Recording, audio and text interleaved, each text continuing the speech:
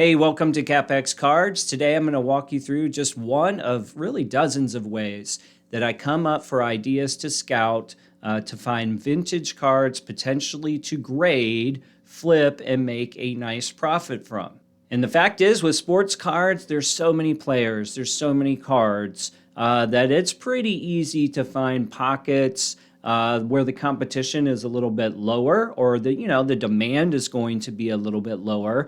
Everybody knows Mickey Mantle, Reggie Jackson, Jaden Daniels, all these things. But if you push yourself for new ways to come up with ideas to search for, that's when you can start to uncover nice little buckets of profit potential. And then, of course, it's execution after that. Can you buy the right card?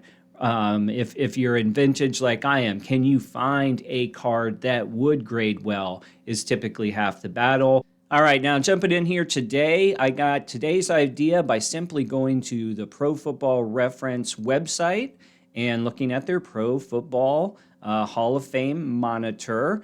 And with this, they assign every player this sort of Hall of Fame monitor score that's kind of an algorithm or something that they've done. And it allows you to see modern players and retired players as well, how they stack up compared to some of the people who are already in the Hall of Fame.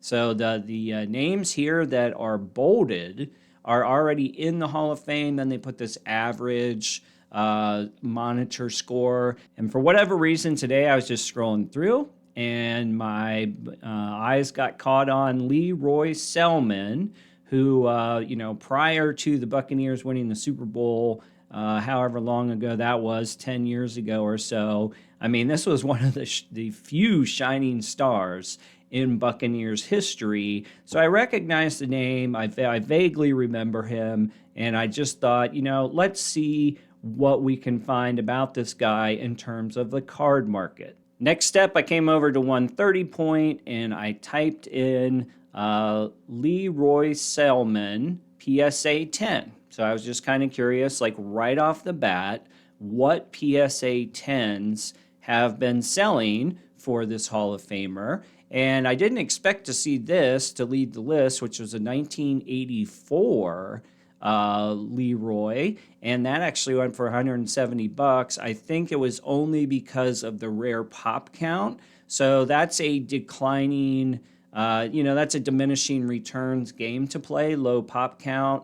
You probably have some more time with this particular Selmon card, but obviously people are submitting stuff every day, so you have to be careful if you're just going to target low pop count cards.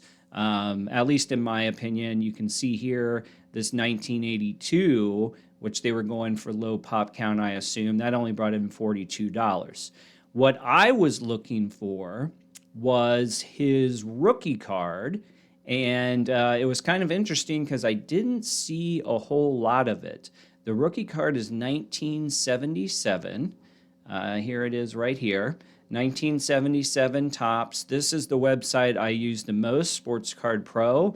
But if I just want to do some kind of entry-level research, and that was the case today, where I just want to type somebody in and see, okay, give me recent PSA 10 sales. Let's see if there's even a market, because if all these PSA 10 sales are, let's just say, $35 or $50, then it's probably unlikely that I'm going to find a raw card plus get it graded to make any sort of margin that would be worth my time. All right, now flipping back to this 1977 rookie card, you can see on Sports Card Pro, what I like the most about it is they kind of do these summaries of each grade. Now, they do not have the same, I would say their database of recent sales certainly lags behind 130 point, but the advantage, in my opinion, is the way that they display the data. So down below, we've got these tabs, and looking at ungraded, if we just kind of,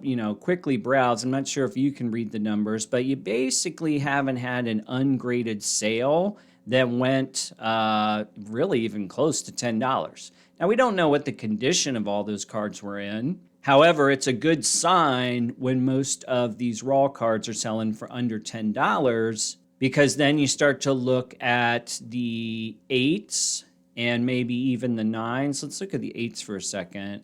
Sometimes with inside these graded tabs, you have to be careful because, see, this was an SGC card. It only sold for 42, but it was SGC. So I use PSA, so I make sure to look at that. Everybody knows PSA cards tend to get more on the open market.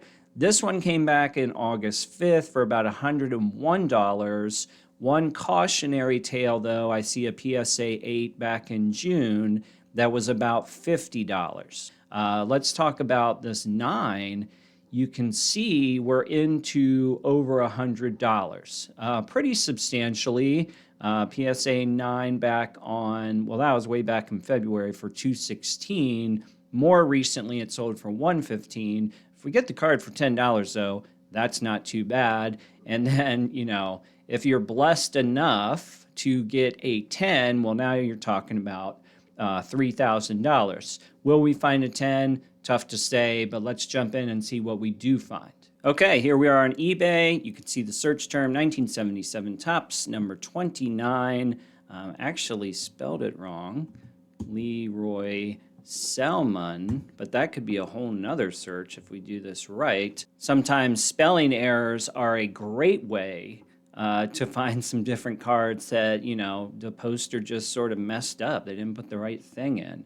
So I want all this, and I do not want graded. So I'm just going to check this off. Now let's see where we stand. At least from the thumbnail, this looks like a nicely centered card, 1977. The back is lacking on the centering side. But if we take a look at the corners, actually, let's just bring this up. We have 1, 2, and a little soft. Call it 2 out of 4 really strong corners. Don't know if that one has 9 possibilities. So I'll save it and come back later. This is off-centered. This is definitely off-centered.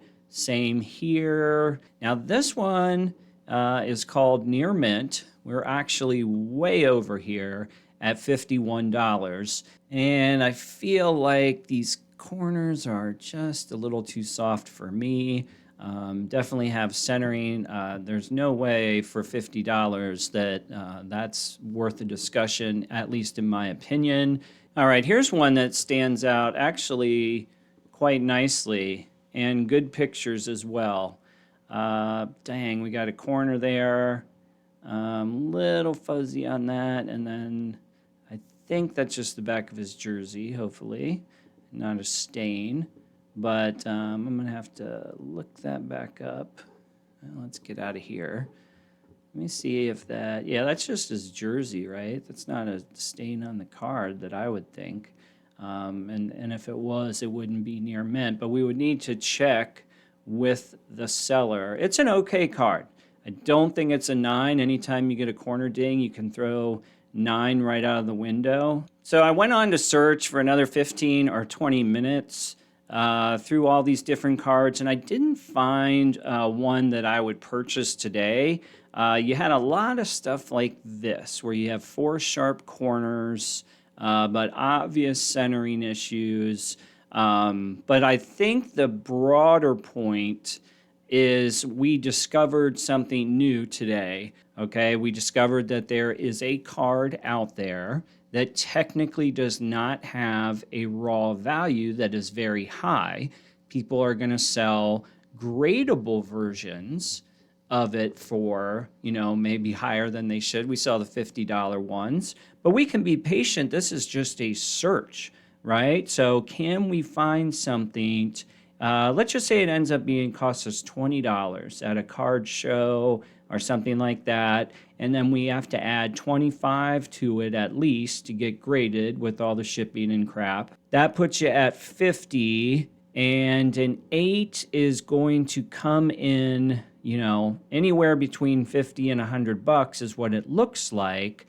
But if you could get to a 9, if you could find a really nice 9, then you're starting to talk about $200 and a picture-perfect version for a 10. There's not going to be a ton of those. So you can't really make this the goal, in my opinion. But if you make 8 and 9 a goal, at some point, if I save this search on eBay and come back to it occasionally, I mean, this is, probably something where the inventory is not going to update quite often. But guess what, guys? I got hundreds of these searches. And what else did we discover was, well, there's an interesting variation with his name.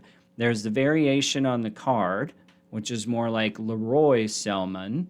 And then there's his actual name at the Pro Football Hall of Fame, which is Leroy Selmon. So those are all little tricks we learned from this, just call it 40-minute exercise. And that's with me setting up cameras and everything else. I'll consider that a win for collecting knowledge. Okay, so unlike last video where I was able to highlight a very nice 1977 Julius Erving that fit well within these same parameters of buy, grade, flip, couldn't find a shining star in the Leroy Selmons. However, we have this knowledge base now, which I'm obviously sharing for you.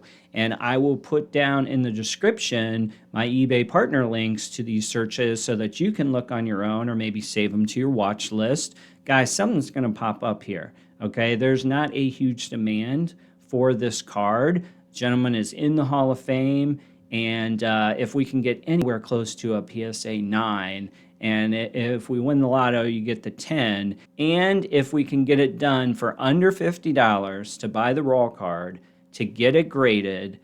We have some room on the 8s. We won't lose the farm on the 8s, but we really need to get to 9 or 10. That is how I kind of look at things in this vintage card world. In the perfect world, and I think the 77 Julius Erving was a good example. In the perfect world in vintage, the 8s are worth something. All right, because the PSA grading is much stricter now. So if you really want to have a safety net, look for cards that have a value at PSA 8. It's not really that hard to find. All right, so I hope you got a couple tips and tricks out of this video. Please let me know in the comments. And we're a brand new channel, so don't forget to like, subscribe, all the things. It really helps out. Hope you're having a great day. We'll see you on the next video.